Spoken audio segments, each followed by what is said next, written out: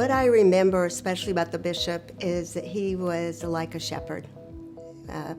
He liked to be with his flock, and we particularly benefited from that because he loved people and he loved youth, and he saw a tremendous need for a new high school. It took a lot of courage.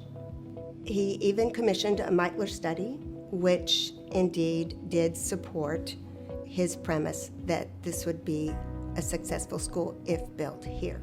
Well, we went through the survey, and miraculously, the choice for the North beat the choice for the South by about 5 votes over the diocese. So once that decision was made, he also happened to go to Rome, and he saw the Pope. He had an audience with the Pope, and the Pope said to him, "What are you doing for the young people?"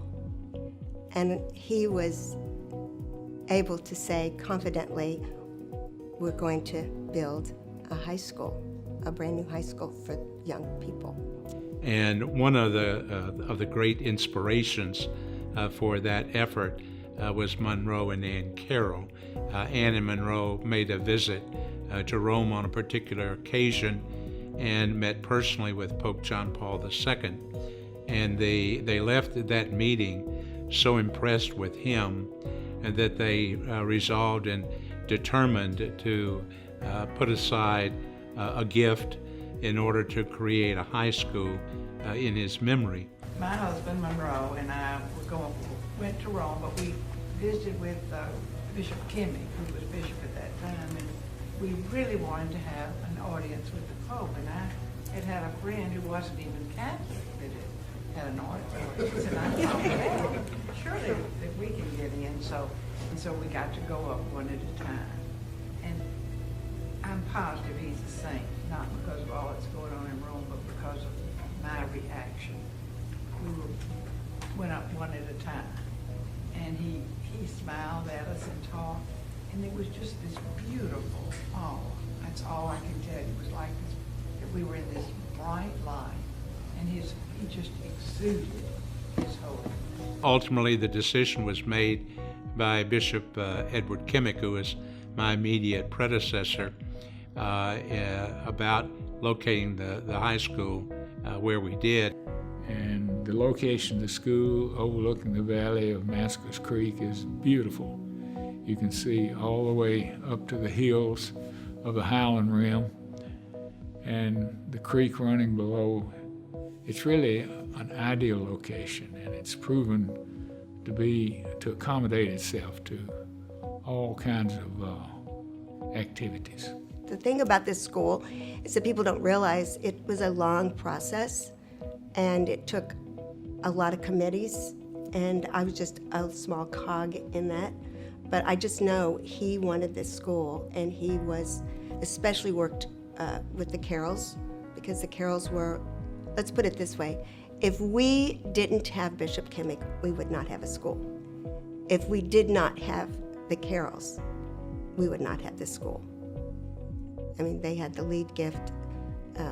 Monroe and Ann are still proud, I know, up there of what they've accomplished here.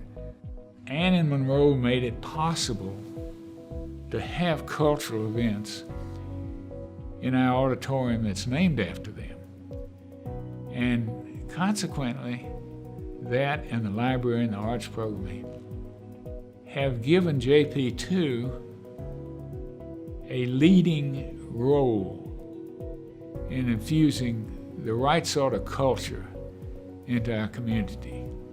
A third of the student body at JPII High School receive scholarship funds of some sort. And the Ann and Monroe Carroll Scholarship Fund is obviously a very large part of that.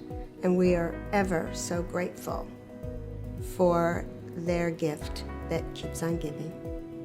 And certainly to their daughters who are present with us tonight, your parents succeeded quite admirably with regard to helping to fulfill the vision that they had for this high school.